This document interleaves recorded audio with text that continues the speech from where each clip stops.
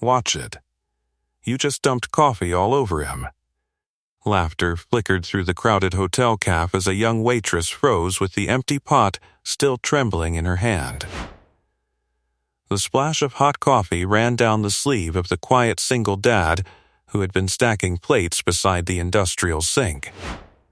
Nobody in the room noticed the small tattoo briefly revealed on his wrist. Nobody knew the quiet single dad washing dishes in the hotel cafe carried a combat medic tattoo. Guests only saw a tired worker in a stained apron raising a daughter and keeping his head down.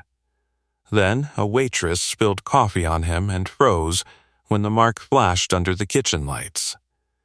Because that symbol belonged to an elite military trauma unit few civilians had ever heard of. By the way, where are you watching from? Tell me in the comments below. What nobody understood yet was that the man they were staring at had spent years keeping people alive in places far more dangerous than a luxury cafe. He didn't flinch. Caleb Rourke simply reached for a towel hanging from the sink rail and calmly wiped the coffee from his arm. The movement was slow, steady practice like someone who had cleaned worse things from his skin. Lena Morales felt her stomach twist. "I'm so sorry, I didn't see you there," she said, grabbing napkins and stepping closer. The dishwasher shrugged. "It's just coffee," he murmured. His voice carried the quiet steadiness of someone who rarely raised it. Still, Lena couldn't stop staring at the tattoo before he pulled his sleeve down. A sharp black emblem crossed with wings and a medical rod. It looked military. Not the kind soldiers bragged about. The kind people earned somewhere far away from cameras.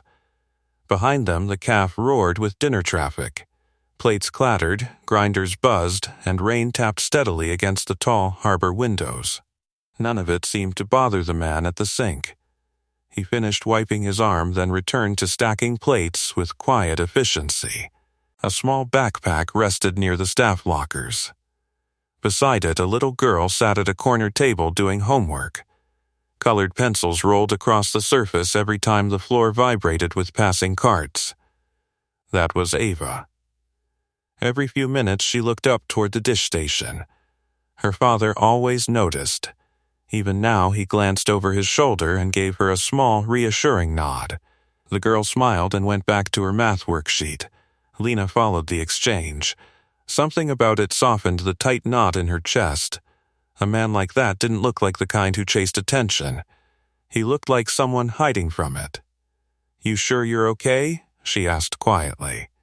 He rinsed another plate. "Yeah." A pause lingered between them. Then, from upstairs, the faint echo of music drifted down the stairwell. The Halberg Gala had started. Lena sighed. "Tonight's going to be chaos," she muttered. The dishwasher slid another rack into the machine. Steam curled into the fluorescent lights. "Most nights are," he replied. Upstairs, billionaires toasted champagne. Downstairs, the man everyone overlooked kept the plates moving.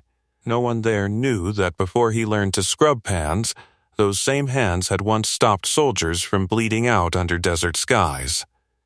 And no one in the cafe realized that within the hour, the quiet kitchen worker would walk straight into a ballroom full of powerful strangers and become the only person who could save a child's life. But for now, he simply reached for another plate. Water rushed over stainless steel. The smell of soap and coffee filled the room. Lena walked back toward the dining floor, though her eyes drifted once more to the sleeve hiding that strange symbol. She had the sudden feeling she had just glimpsed something important.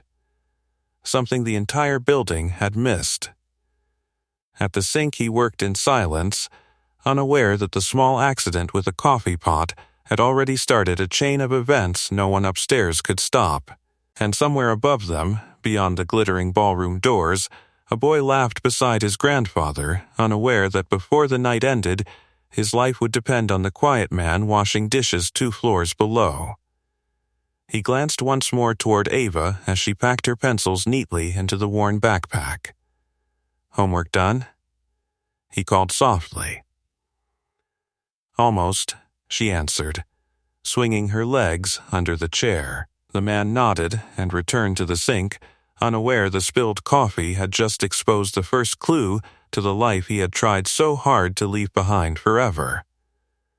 But Lena kept thinking about that tattoo as she stepped back onto the busy caf floor, sensing the quiet dishwasher was far more than the job anyone believed he held.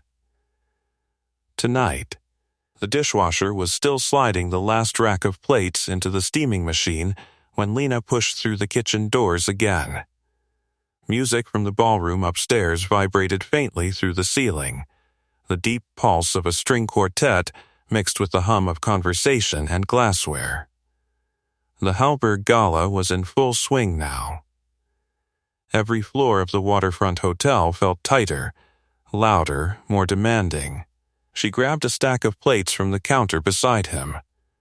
"You always this calm when people dump coffee on you?" she asked. He didn't look up from the sink. "Depends if they mean it. I didn't," she said quickly. "I know." Water thundered against stainless steel as he rinsed another tray. Steam curled into the fluorescent lights above them. For a moment, Lena simply watched him work. There was something unusual about the way he moved. Not fast, not frantic like the other staff during dinner rush, just efficient. Every motion deliberate, every plate stacked exactly the same way. "You were military, weren't you?" she asked suddenly.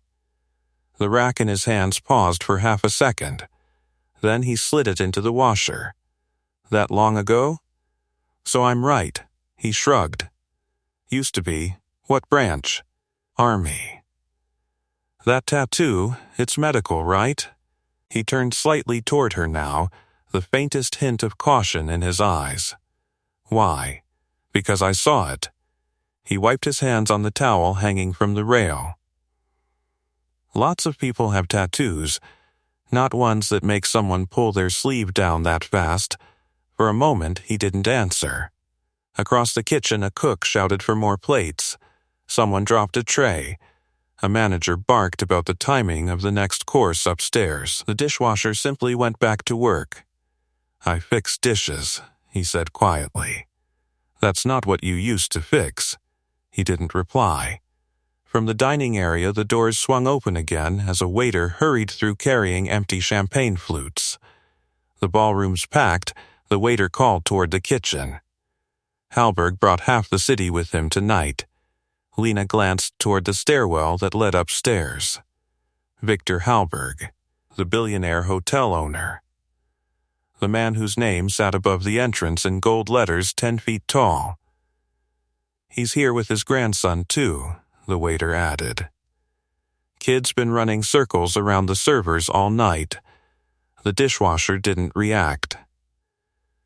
But Lena noticed something. When the waiter mentioned the child, his eyes briefly flicked toward the backpack by the lockers. Toward Ava. The little girl was now coloring quietly beside the table lamp. "Your daughter?" Lena asked. "Yeah. She waits here every night?" "Most nights. That allowed?" He shrugged again. "Manager doesn't mind if she stays out of the way." The girl looked up then and gave Lena a polite wave. Lena smiled back. "Hey there, hi." The girl returned to coloring. Something about the scene softened the edge of the loud kitchen. A father working double shifts. A daughter doing homework beside the staff lockers. No drama, no complaints, just survival. Lena leaned against the counter. "You ever miss it?" "Miss what?" "The army." He rinsed another plate. "Not really." "That's a lie." This time he glanced at her. "Why would you say that?" "Because people who don't miss something don't hide reminders of it." The dishwasher opened the machine door and steam rushed out like fog. He slid the rack inside. "Sometimes hiding things keeps life simple." She crossed her arms. Simple doesn't look like 2 jobs and late-night dish duty. He didn't argue. Instead, he turned toward Ava again. "You hungry?" he asked. The girl nodded, little. He grabbed a wrapped sandwich from the fridge and set it on the table for her. She grinned. "Thanks, Dad." Lena watched the exchange. Something inside her shifted. Maybe it was the calm. Maybe it was the quiet patience. Or maybe it was the strange feeling that the man washing dishes had lived through things the rest of the building couldn't imagine. Upstairs laughter rolled through the vents again, glasses clinked, music swelled, and somewhere above them the powerful people of the city celebrated another night of success. Down in the service kitchen, the dishwasher continued rinsing plates, but Lena couldn't stop thinking about that tattoo. Because symbols like that didn't belong on someone hiding behind a sink. They belonged to people trained for chaos, and for the first time since the coffee spill, she had the unsettling feeling the hotel might soon discover exactly what that symbol meant. By the way, if stories like this pull you in, make sure you subscribe with the bell on so you don't miss the moment everything changes later tonight. Because upstairs, the gala was only getting started, and before the night ended, the quiet dishwasher everyone overlooked would be standing in the center of the ballroom while the entire room waited for him to act. The dishwasher finished sliding the rack into the steaming machine just as Lena turned back toward the dining floor. The kitchen doors swung open again. Careful, hot pan coming through. One of the cooks rushed past carrying a skillet that hissed violently with oil. Behind him, another server nearly collided with a tray stacked high with plates. Dinner rush had reached that chaotic stage where everyone moved faster than they should. Lena paused beside the counter. "You ever notice," she said quietly, "that this place looks calm from the outside?" The man rinsed another dish. Most chaos does. Before she could answer, a loud metallic crack snapped through the kitchen. Everyone froze. One of the industrial burners had flared suddenly, sending a burst of flame licking up the side of the cooking station. A young prep cook stumbled backward, knocking a pot sideways. Boiling broth sloshed across the floor. Whoa. The prep cook slipped.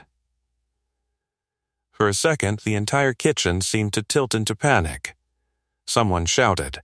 Another cook grabbed a towel and waved it uselessly toward the flame. The prep cook's foot skidded dangerously close to the burner. Then the dishwasher moved. He didn't run, he didn't shout, he simply stepped forward. One hand caught the slipping cook's shoulder before he could fall into the stove. The other hand reached past the chaos and twisted the gas valve beneath the burner with a quick, precise motion. The flame died instantly. Silence filled the kitchen. Steam drifted through the air. The prep cook blinked. Thanks. The dishwasher gave a small nod and nudged the pot upright with his boot. "Floor's slick," he said calmly. Someone grabbed a mop. Another cook wiped the counter. Within seconds, the kitchen returned to motion. But Lena was staring. "You didn't even hesitate," she said. He shrugged slightly. "Gas lines are simple. That's not what I meant." He picked up another plate.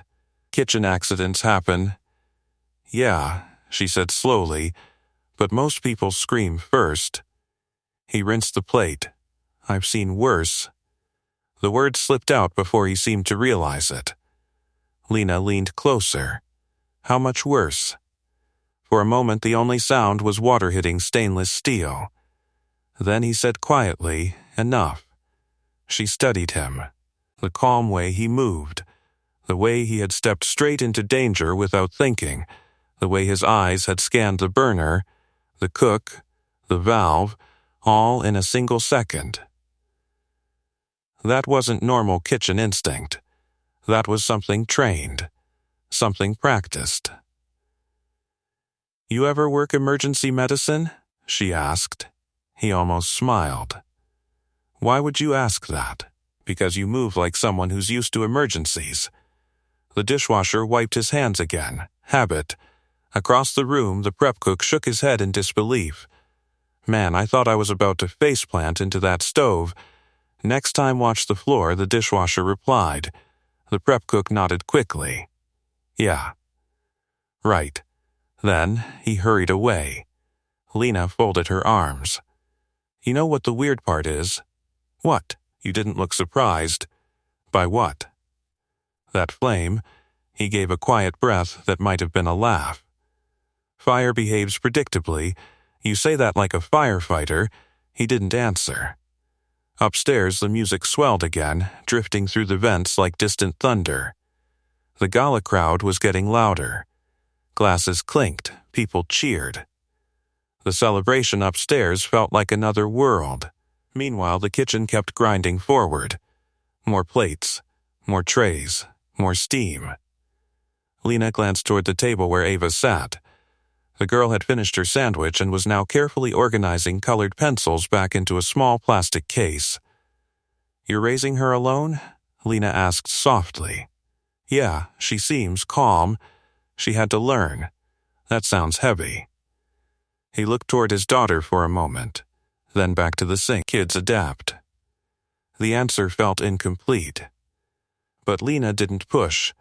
Instead, she picked up another stack of plates to help clear the counter.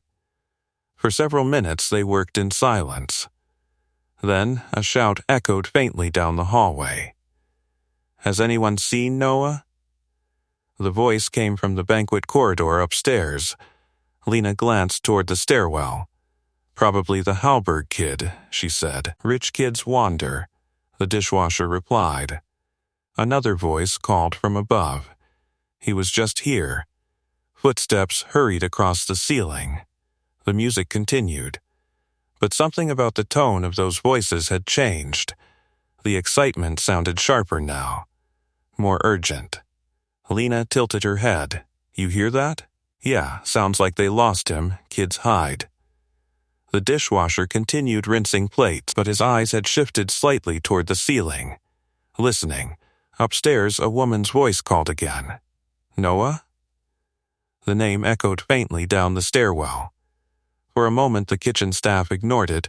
Events upstairs always had small disturbances, drunk guests, lost phones, missing purses. But Lena noticed something else. The dishwasher had stopped moving, just for a second. Then he slid the next rack into the washer. Steam burst upward. The machine roared to life. Still, something in his posture had changed, like someone who had suddenly started paying attention to something far away. And neither of them realized yet that within minutes that small voice calling for a child would turn into full panic. And when it did, the entire ballroom upstairs would discover the quiet man washing dishes downstairs was the only person in the building who knew what to do next. The dishwasher closed the steaming machine door just as another shout echoed faintly down the stairwell. Noah. This time, the voice sounded sharper, more urgent. Lena glanced toward the hallway that led to the banquet level. That doesn't sound like a kid hiding, she murmured. He didn't answer immediately. Instead, he lifted another rack of dishes and slid it under the faucet. Water crashed over stainless steel as his eyes flicked briefly toward the ceiling again. Listening. Upstairs, the music had stopped. That alone made several cooks glance up. At an event like the Halberg Gala, the music never stopped. Not unless something had gone wrong. Footsteps pounded across the floor above them. A woman's voice broke through the ceiling again. Someone call the doctor. The kitchen froze. Lena's stomach tightened. That's not good. Another voice shouted something unintelligible. Then chairs scraped loudly across the ballroom floor overhead. The dishwasher shut off the faucet. Just like that. The sudden silence in front of the sink made the moment feel heavier. He wiped his hands slowly on the towel. You stay here, he said quietly. But Lena had already moved toward the hallway. What if someone's hurt? There are doctors upstairs. Then why are they yelling? He didn't answer. Instead, he grabbed the first aid kit hanging near the kitchen entrance. Lena noticed the movement. You keep that memorized too? Habit. They stepped into the service corridor together. The noise upstairs had grown louder now, running footsteps. Multiple voices overlapping. The sound of panic traveled through the marble stairwell like a warning siren. A banquet server rushed down the stairs 2 at a time. His face was pale. "What happened?" Lena asked. The Halberg kid collapsed. The words hit the hallway like a dropped plate. "Collapsed?" she repeated. "Yeah, he just dropped." The server stammered. "The doctor's trying to wake him up." The dishwasher didn't hesitate. He started up the stairs. Lena blinked. "Hey, where are you going?" But he was already climbing. Fast, not frantic, just purposeful. Each step carried the quiet urgency of someone who had heard those exact words before. Collapsed. The kind of word that meant seconds mattered. Halfway up the stairwell, the noise became clearer. People shouting, someone crying, Victor Halberg's voice booming with controlled panic. "What do you mean you can't stabilize him?" The dishwasher reached the landing and stopped. The ballroom doors stood open. Inside, chaos had swallowed the elegant event. Guests crowded in a tight circle near the center of the room. Champagne glasses sat abandoned on tables. Musicians had lowered their instruments. At the center of the circle, a small boy lay on the polished marble floor, Noah Halberg. A well-dressed doctor knelt beside him, fumbling through a medical bag. "His pulse is irregular," the doctor muttered. "Fix it." Halberg snapped. "I'm trying." The boy's face had turned pale, too pale. The dishwasher stood in the doorway, watching. Silent. Lena caught up behind him, breathing hard from the stairs. Oh my God, the room smelled like expensive perfume and panic. Dozens of wealthy guests stared helplessly. Security guards hovered uselessly nearby. The doctor pressed fingers against the child's neck again. "No response," he said, frustration creeping into his voice. "Paramedics are on the way. How long?" Halberg demanded. 10 minutes, maybe. 10 minutes. The dishwasher's eyes narrowed slightly. He stepped forward. Just one step. Then stopped. Because this was the moment he had avoided for years. The moment where stepping forward meant revealing everything he had buried. The war, the training, the nights spent trying to keep soldiers alive with almost nothing. He had promised himself that life was over, that Ava deserved a father who stayed far away from chaos. But now, a child lay on the floor fighting for breath. And the doctor's hands were shaking. Lena looked from the boy to the dishwasher. Something clicked in her mind. The tattoo, the kitchen fire, the way he moved. Her voice came out almost as a whisper. "You know what's wrong, don't you?" He didn't answer. Across the room, the doctor tried again. "No pulse rhythm, this doesn't make sense." Victor Halberg's face had turned gray with fear. "My grandson isn't breathing," the words cracked through the ballroom. And suddenly, Lena stepped forward. "He can help." Every head turned. The dishwasher froze. "What?" The doctor snapped. Lena pointed directly at him. "He's military medical." The room fell silent. The billionaire stared. Guests whispered. The doctor frowned. "He's a dishwasher." Lena's voice didn't shake. "He's more than that." For a long second, the entire ballroom waited. The dishwasher looked at the child. Then at Ava in his mind. Then back at the boy on the floor. And finally, he stepped forward into the circle of stunned guests. Because sometimes the life you tried to leave behind was the only thing standing between a child and death. The circle of guests parted slowly as the dishwasher stepped forward. No one spoke. The elegant ballroom, filled minutes ago with music and laughter, now held only tension and whispered confusion. Victor Halberg stared at him like he'd been handed the wrong solution to a problem. "You?" the billionaire said sharply. The doctor beside the child looked up with irritation.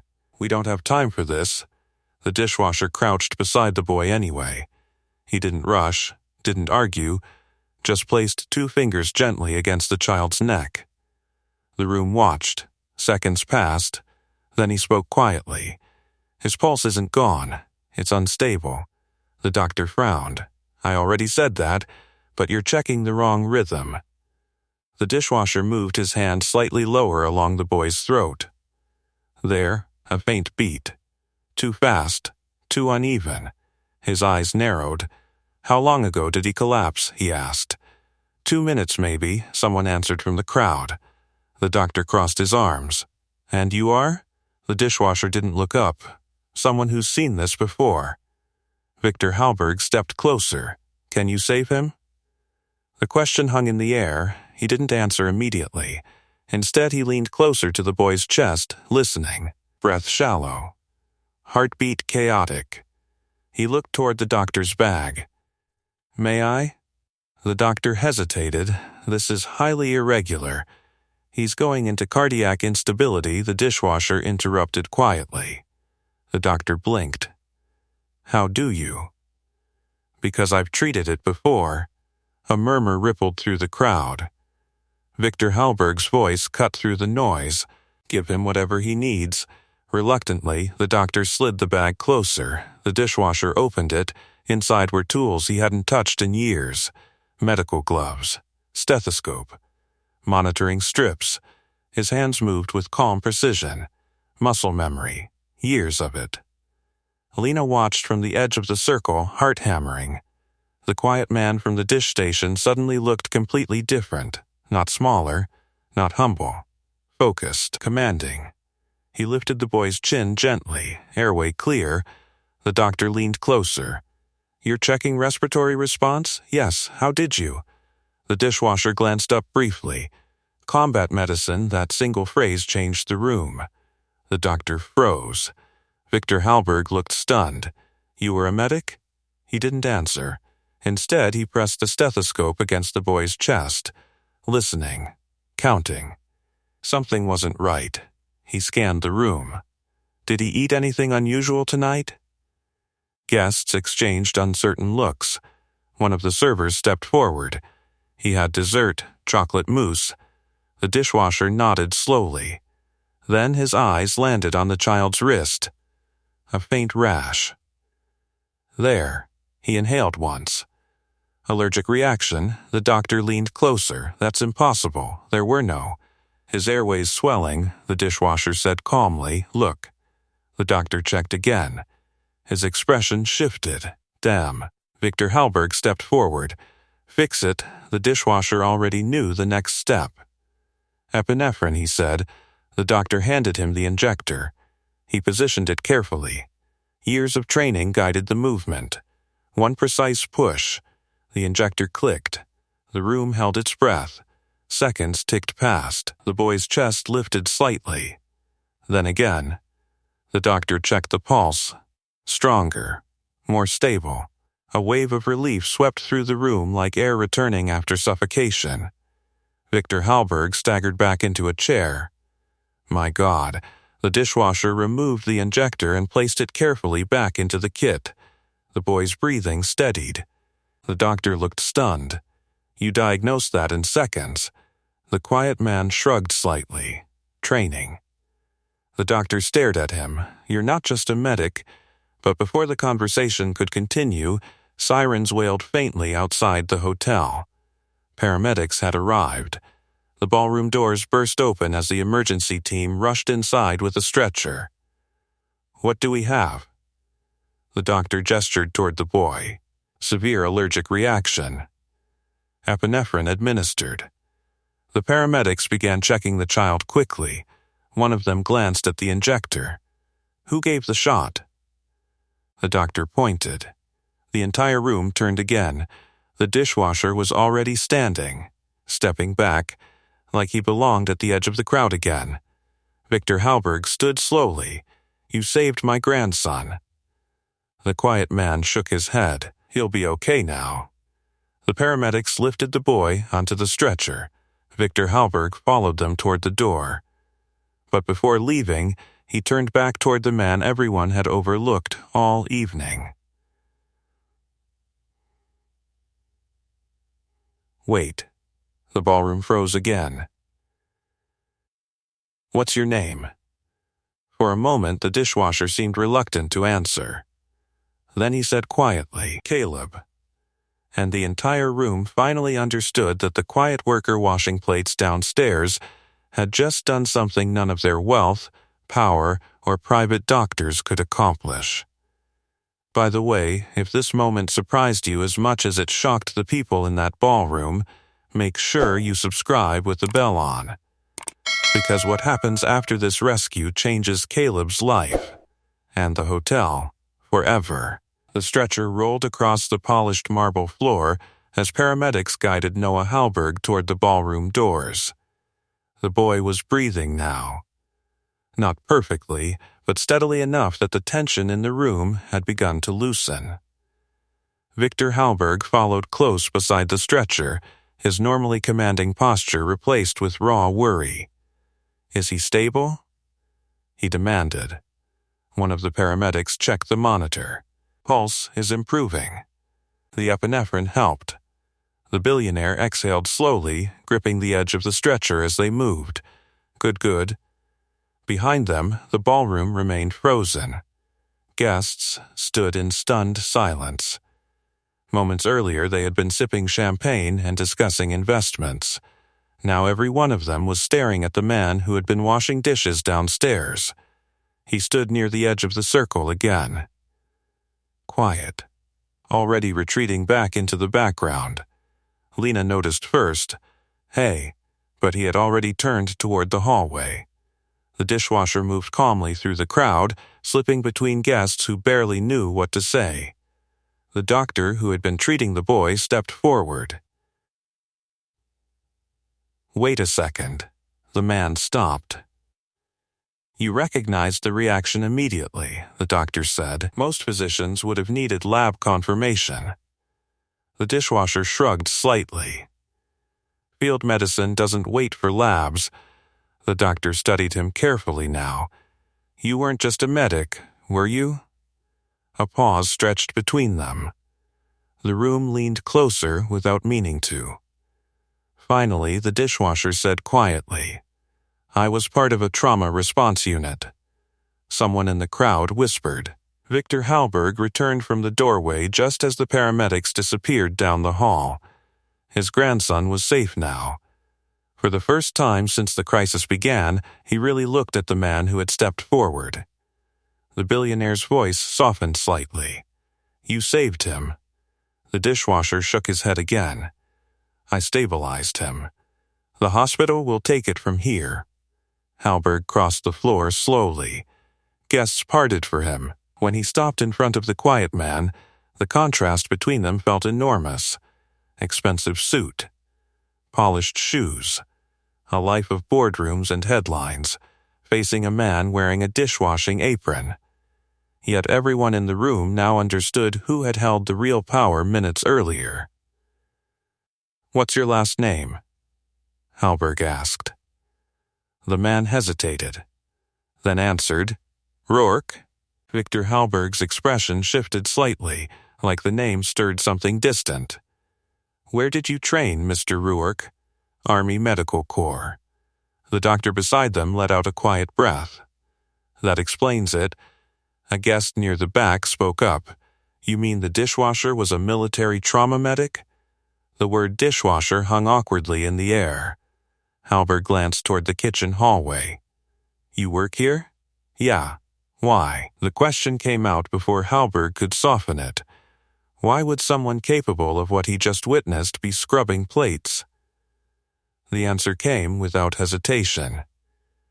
"I needed something quiet." The billionaire studied him more closely. The calm posture, the steady breathing, the eyes of someone who had seen far worse than a ballroom emergency. Then Halberg noticed something else. Across the room, near the service doors, a little girl was standing beside Lena, watching. Halberg pointed gently. "Your daughter?" Rourke followed his gaze. "Yeah, she was here the whole time." Most nights, the billionaire looked from the girl to the man who had just saved his grandson. A strange mixture of emotions crossed his face. Gratitude, confusion, respect. Mr. Rourke, Halberg said carefully, you just did something my entire security team and private physician couldn't. The dishwasher shifted slightly. It was just training. No, Halberg replied quietly. It was more than that. For the first time, the room noticed how many people were still watching. Dozens of guests, executives, hotel managers, every one of them witnessing the moment. Halberg straightened his jacket. I'd like to thank you properly. That's not necessary. It is to me. The dishwasher seemed uncomfortable with the attention. Your grandson will recover, he said. That's enough. Halberg shook his head slowly. You saved my family tonight. Lena stepped closer to Ava, kneeling beside the girl. You okay? She whispered. Ava nodded. That happens a lot, Lena blinked. What do you mean? My dad helps people, the girl said simply. Across the ballroom, Halberg was still watching the quiet man who had just tried to disappear again. You know, the billionaire said slowly, I've spent decades building companies, buying properties, hiring experts. He glanced around the ballroom, but tonight the most capable person in this building was the man washing dishes. The statement landed heavily in the room, because everyone there knew it was true. Rourke shifted uncomfortably. I should get back to work. Halberg raised a hand.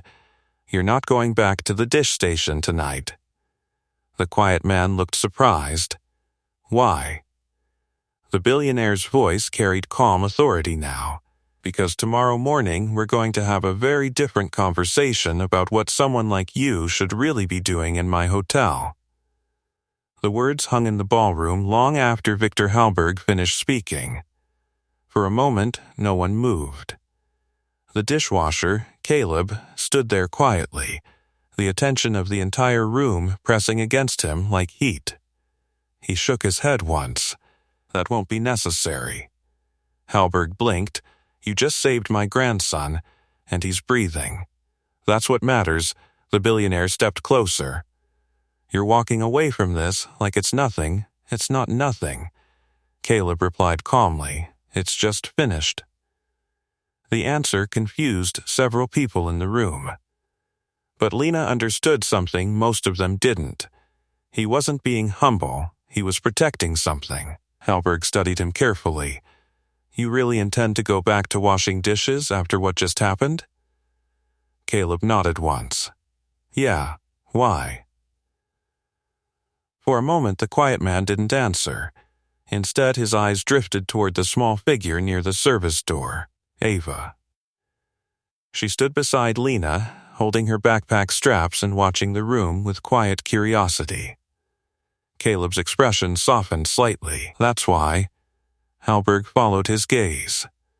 The little girl looked back at them calmly, not nervous, just observant.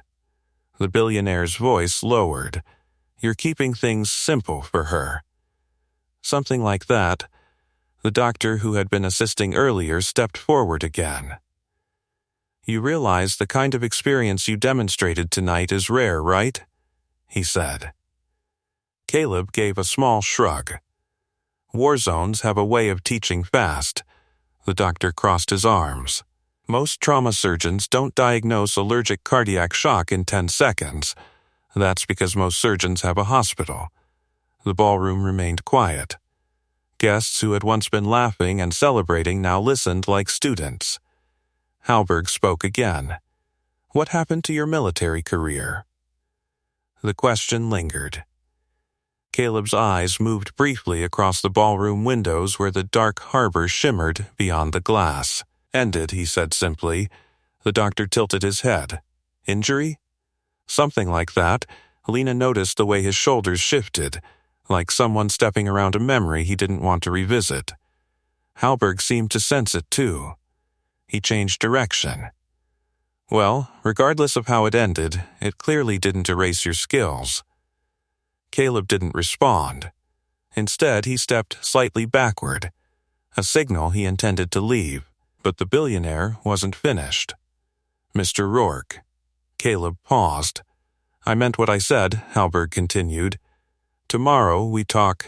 That's generous, but it's not generosity, Halberg interrupted. It's logic. A few guests exchanged glances. The billionaire gestured toward the ballroom floor where the crisis had unfolded minutes earlier.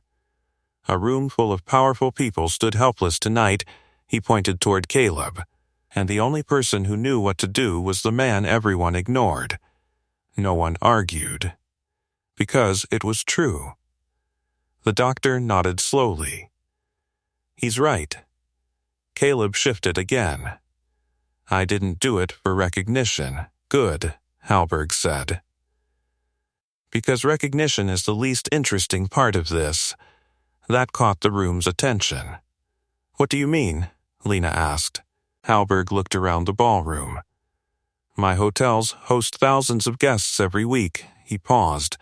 Families, executives, children. Then his eyes returned to Caleb, and tonight I realized something dangerous. What's that? The doctor asked. Halberg's voice lowered. If something like this happened again, there's no guarantee the right person would be standing nearby. The statement landed heavily, because everyone now understood the truth. Caleb had been a coincidence, a miracle disguised as a dishwasher. Halberg took another step forward. You said you wanted a quiet life. I do. I respect that. Then the billionaire smiled faintly. But I also know opportunity when I see it. Caleb sighed softly. That's usually the beginning of trouble. Several guests laughed nervously. Halberg didn't. You know what I see when I look at you, Mr. Rourke? What? Someone hiding. The words were blunt, but not cruel. Caleb's eyes hardened slightly. Or maybe someone who's finished. Halberg shook his head slowly. People who are finished don't step forward the way you did tonight. The quiet man didn't reply. Instead, he finally turned toward Ava and Lena near the service doors. I should get her home. Lena smiled softly. Long night? Yeah.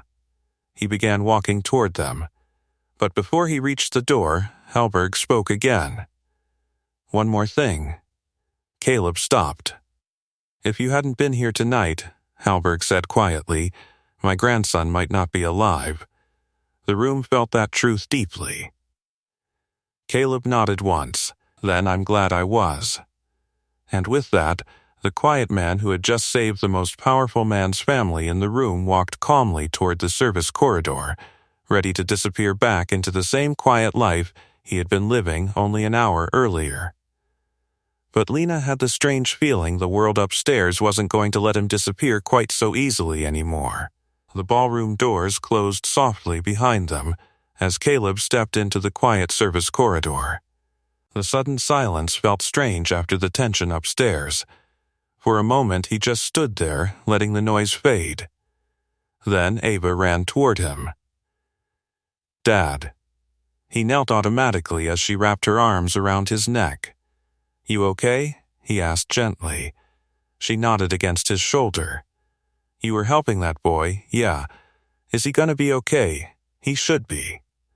Ava seemed satisfied with that answer. She stepped back, studying his face like she always did after one of those moments when something serious happened around him. You did the doctor thing again. Caleb gave a small smile. Something like that. Lena leaned against the wall nearby, still trying to process everything she had just witnessed. That was unbelievable, she said quietly. He stood up slowly. It was just an allergic reaction. Most people wouldn't recognize it that fast training. She crossed her arms. You keep saying that word like it explains everything, he shrugged. In my world it usually did. Ava tugged lightly on his sleeve. Are we going home? Soon, Lena watched the interaction again. The calm between them. The quiet normalcy that had returned only seconds after a life-or-death moment. You weren't kidding earlier, she said. What? About wanting a quiet life. Caleb picked up Ava's backpack and slung it over one shoulder. That part's real. Down the hallway, the ballroom doors opened again. Footsteps approached. Victor Halberg stepped into the corridor, adjusting his suit jacket. 2 hotel managers followed nervously behind him. The billionaire stopped a few feet away from Caleb and Ava. "Mr. Rourke," Caleb sighed softly. "Sir," Halberg crouched slightly so he was eye level with Ava. "You must be the brave girl who waded through all that chaos." Ava nodded politely. "I'm Ava," Halberg smiled. "Well, Ava, your father just saved my grandson's life." She looked up at Caleb. "I know." The billionaire chuckled quietly. "Seems like you're used to that." Ava shrugged. "He helps people." Halberg straightened and looked back at Caleb. "That's exactly what I want to talk about." Caleb shook his head. "I told you. And I told you tomorrow morning," Halberg replied calmly. "But after thinking about it for the last 10 minutes, I don't see any reason to wait." The hallway fell quiet. One of the hotel managers shifted nervously. Caleb rubbed the back of his neck. "Sir, I appreciate the gratitude, but this isn't gratitude." Halberg gestured toward the ballroom behind him.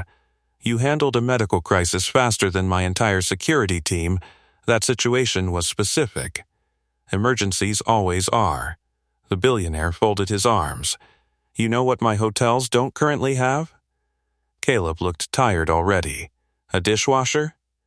Halberg almost laughed. "No. A trained emergency response coordinator." The title hung in the air. Lena's eyes widened slightly. The managers exchanged surprised glances.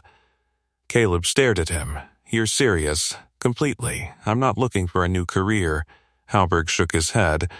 "I'm not offering a career change. What are you offering?" "A role." Caleb waited. "Someone who trains staff to recognize crises," Halberg explained. "Medical, environmental, safety." The billionaire's voice remained steady. "Tonight proved something important. Wealth and status don't mean much in a real emergency." Lena nodded quietly. Caleb didn't. "I left that world for a reason," he said. Halberg studied him carefully. "And I respect that." Then he gestured toward Ava. "But you also stepped forward tonight when it mattered." Caleb looked down at his daughter. She was quietly holding his hand now. Halberg continued. "You don't have to go back to war zones. That's not the same thing. I know." The billionaire's tone softened. "I'm asking you to help people stay safe." The hallway remained silent for several seconds. Finally, Caleb exhaled. "I'll think about it." Halberg nodded once. "That's all I'm asking." He reached into his jacket and pulled out a card. "Come to my office tomorrow at 10. Caleb took the card reluctantly. "All right." Halberg smiled faintly. "And Mr. Rourke?" "Yeah? Next time someone spills coffee on you." Caleb raised an eyebrow. "Maybe take the day off afterward." For a brief moment, the tension broke. Even Lena laughed. By the way, if you're enjoying this story and want to see more incredible moments like this, make sure you subscribe with the bell on so you don't miss the next chapter. Halberg turned toward the elevators. His managers hurried after him. The corridor grew quiet again. Lena looked at Caleb. "So, emergency response coordinator." He glanced at the card in his hand. Then at Ava. Then back at the hallway leading to the dish station. "Let's just get home," he said softly. But for the first time that night, the quiet life he had built no longer felt quite as certain as it had only a few hours earlier. The elevator doors closed behind Victor Halberg, leaving the service corridor quiet again. For a long moment, Caleb simply stared at the card in his hand. Ava tugged lightly on his sleeve. "Dad?" He blinked and slipped the card into his pocket. "Yeah? Are we going home now?" "Yeah," he said gently. "Let's grab your jacket." Lena pushed away from the wall. "I'll walk you guys to the exit." They started down the corridor together, the sound of their footsteps echoing softly along the tiled floor. The hotel had begun settling after the chaos. Staff moved quickly but quietly now, clearing dishes and resetting rooms. News traveled fast in places like this. Several employees glanced curiously at Caleb as they passed. One of the cooks from earlier leaned through the kitchen door. "Hey, the kid okay?" "Yeah," Caleb replied. "He'll recover." The cook let out a breath of relief. "Good. Man, that was intense." They continued walking. Lena studied him again. "You're really just going to think about it?" "That's what I said. Most people would have said yes immediately. Most people didn't spend years trying to leave that world. They reached the lockers." Caleb grabbed Ava's small coat and helped her slip her arms into it. "You warm enough?" She nodded. Then she looked up at him curiously. "Are you going to be a doctor again?" The question made him pause. "I was never a doctor, but you helped that boy." He smiled faintly. "Sometimes helping is enough." Ava seemed satisfied with that. Lena leaned against the lockers again. "You know he's not wrong. About what? That hotel probably needs someone like you. Every hospital does too," Caleb replied. "But you're not working in a hospital," he sighed. "No, why not?" For a moment he said nothing. Then quietly, "Because hospitals remind me of the war." The word surprised her. She hadn't expected that level of honesty. "You lost people over there, it wasn't a question." Caleb nodded once. Yeah, Ava was busy zipping her backpack, unaware of the weight behind the conversation. Lena lowered her voice. "And the dish station doesn't remind you?" "No. Why?" "Because dishes break," he said simply. "People aren't supposed to." The answer sat heavily in the air. They walked toward the staff exit. Outside, rain tapped steadily against the pavement. The harbor lights shimmered across the dark water beyond the street. Lena pushed the door open. Cold air drifted inside. "You know," she said quietly, "everyone upstairs is still talking about what you did." "That'll pass." "I don't think so." He stepped outside with Ava beside him. Cars rolled slowly past the front entrance as guests continued leaving the gala. "You stepped into a room full of powerful people and took control," Lena said. "I stepped into a medical emergency. Same thing tonight." He glanced at her. "You give me too much credit." She shook her head. "No, they gave you too little." Ava squeezed his hand. "Dad, can we get pancakes tomorrow morning?" He chuckled softly. "Pancakes? Yeah." Sure, that simple conversation grounded him again. A quiet breakfast, school drop-off, another shift at the hotel, the life he had built. But the card in his pocket felt heavier with every step. They reached the edge of the parking lot. Lena stopped. "Hey," he turned. "If you do go tomorrow, let me know how it goes. You assuming I will?" She smiled. "You're the kind of person who doesn't ignore a chance to help people." He thought about that. About the ballroom. The child on the floor. The instinct that had pushed him forward before he even realized it. Maybe some parts of him hadn't changed as much as he believed. Ava tugged again. "Dad, pancakes." "Right." He smiled down at her. "Let's get you home." They walked toward his old pickup truck parked beneath a flickering streetlight. Lena watched them for a moment. The quiet man who had just saved the most powerful family in the building. The little girl who believed helping people was normal. As the truck door opened, Caleb paused briefly. His hand slipped into his jacket pocket. The business card slid between his fingers. Victor Halberg, Executive Chairman. Meeting 10 a.m. For years he had avoided doors like that.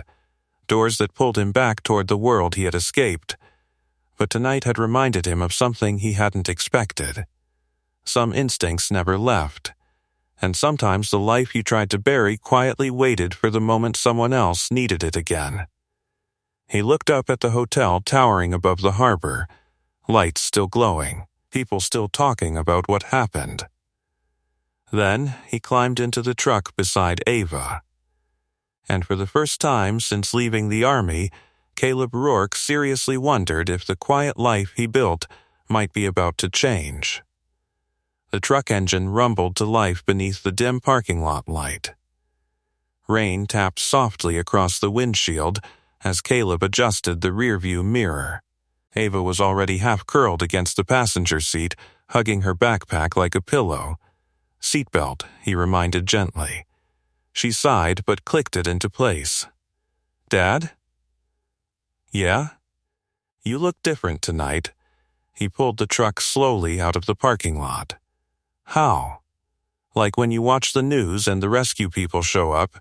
He smiled faintly. "Rescue people?" "Yeah, the ones who know what to do." He kept his eyes on the wet road.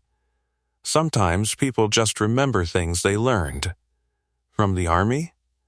"From a long time ago." Ava seemed satisfied with that answer and leaned her head against the window. Within minutes, her breathing slowed into sleep. The quiet filled the cab of the truck as the city lights slid past. For a few miles, Caleb said nothing, but the card in his pocket kept pressing against his chest like a reminder. Victor Halberg, meeting 10 a.m. He had spent years avoiding decisions like this, anything that pulled him back toward responsibility, pressure, or chaos. The dish station had been safe, predictable. No life or death choices, no memories waiting around the corner. But tonight had shaken something loose. He remembered the boy's pulse under his fingers, the panicked room, the instant when training took over. He hadn't hesitated, not even for a second, which meant part of him had never really left that life behind. The truck rolled quietly through the sleeping streets toward their small apartment building. By the time he parked, the rain had stopped.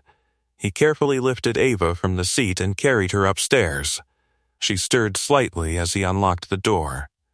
"Pancakes tomorrow," she murmured sleepily. "Promise." He tucked her into bed, pulling the blanket up to her shoulders. For a moment he simply stood there, watching her breathe. That steady rise and fall grounded him. It was the reason he had walked away from everything. War had taken enough. He refused to let it take this too. Still, the image of the ballroom kept replaying in his mind, a child dying, a room full of wealth and authority frozen in fear. And the moment Lena had pointed at him, "He can help." Caleb walked into the small kitchen and poured a glass of water. The quiet apartment hummed with refrigerator noise and distant traffic. His hand drifted to the card again. Halberg hadn't offered money. Or fame. He had offered purpose, training people to recognize emergencies, keeping guests safe, helping people before things went wrong. It wasn't war. But it wasn't hiding either. He leaned against the counter, thinking, because deep down he knew something uncomfortable. If another crisis happened tomorrow, he wouldn't walk away. Morning arrived sooner than he expected. Sunlight crept through the blinds as Ava wandered into the kitchen, rubbing her eyes. "Pancakes?" He chuckled. "Already? You promised, all right." While the batter cooked on the skillet, Ava swung her legs from the kitchen stool. "You going to work today?" He flipped a pancake. "Maybe later." "Why later?" He hesitated. "I've got a meeting first." "With who?" He placed a pancake on her plate. The man whose grandson got sick. Ava's eyes widened. "The rich guy?" "Yeah. Are you in trouble?" He laughed softly. "No." She poured syrup carefully across the pancake. "Good." He sat across from her with his coffee. "You think I should go?" he asked. She shrugged. "Did he need help?" "Maybe. Then you should go." The answer came so easily it almost surprised him. "Why?" Ava took a bite. "Because helping people is what you do." He studied her for a moment. Sometimes children saw things adults complicated. He finished his coffee and stood. "All right." The decision settled quietly in his chest. After dropping Ava at school, Caleb parked outside the Hallberg International Hotel headquarters downtown.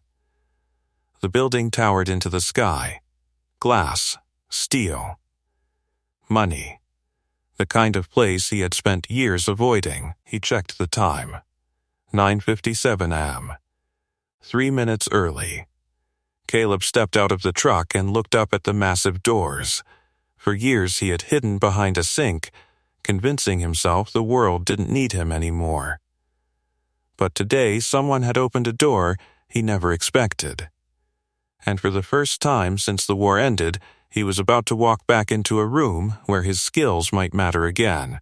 The glass doors of Hallberg International slid open with a soft mechanical whisper. Caleb stepped inside. The lobby felt nothing like the dish station he had left the night before. Everything gleamed: polished stone floors, towering columns, quiet fountains, and executives moving briskly through the morning rush. For a second he felt out of place. Boots slightly worn. Plain jacket. Hands that had spent the last year in soap and steel sinks. But he didn't stop walking. A receptionist looked up from the marble desk.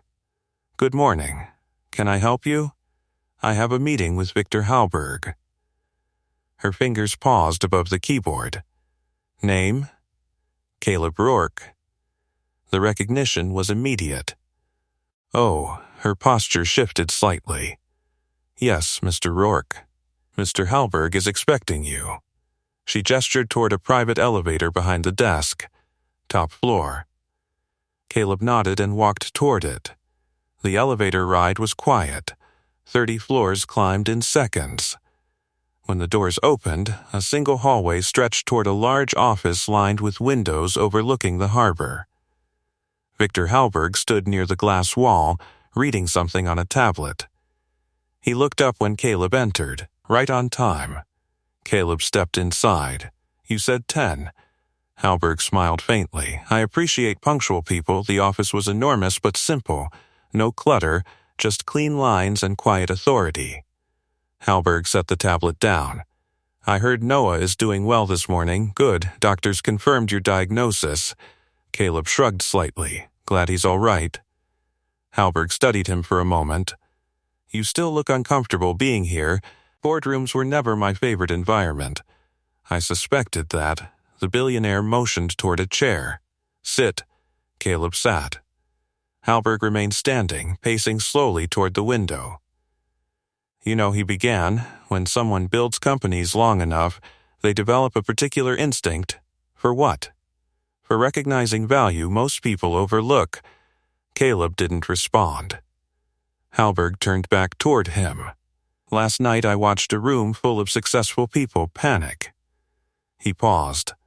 "And then I watched a dishwasher calmly save my grandson's life. It wasn't that dramatic." Hallberg raised an eyebrow. "You stopped a medical crisis in front of 200 witnesses. Anyone trained could have done it. That's the problem." Hallberg leaned forward slightly. "They weren't trained." Silence filled the office. Finally, Caleb said, "You mentioned a role." "Yes." Hallberg walked to his desk and opened a folder. Inside were documents, diagrams, and training outlines. "I stayed up half the night sketching this." He slid the folder across the desk. Caleb opened it. Emergency response protocols. Staff training systems. Medical awareness programs. Every page carried the same title at the top: Hallberg Safety Initiative. Caleb looked up. "You're serious." "Very." Hallberg sat across from him now. "Every hotel in my company will eventually adopt this program, and you want me to run it?" "Yes." Caleb exhaled slowly. "That's a big job, it is. I've been washing dishes for a year, and before that?" Caleb didn't answer immediately. Finally, he said quietly, "Before that I ran trauma response units in places most people don't want to imagine." Hallberg nodded. "Exactly." The billionaire folded his hands on the desk. "You spent years learning how to keep people alive in the worst environments on Earth." He gestured toward the city beyond the window. Now I want you to use those skills to make sure my hotels are the safest places families can stay. Caleb studied the folder again. Training schedules, emergency simulations, medical response teams. The work felt familiar, structured, purposeful. But it also meant stepping out of the quiet life he had built. "What about Ava?" he asked. Halberg smiled slightly. "I checked with the hotel manager this morning." Caleb looked up sharply. "You did what?" "I confirmed you've been one of their most reliable employees." The billionaire leaned back. "And I also learned you never missed a shift unless your daughter was sick." Caleb didn't know how to respond to that. Halberg continued. "The position includes normal hours. Normal? No night shifts." Caleb blinked. "And your daughter's welcome at the training offices after school if needed." That caught him off guard. Halberg noticed.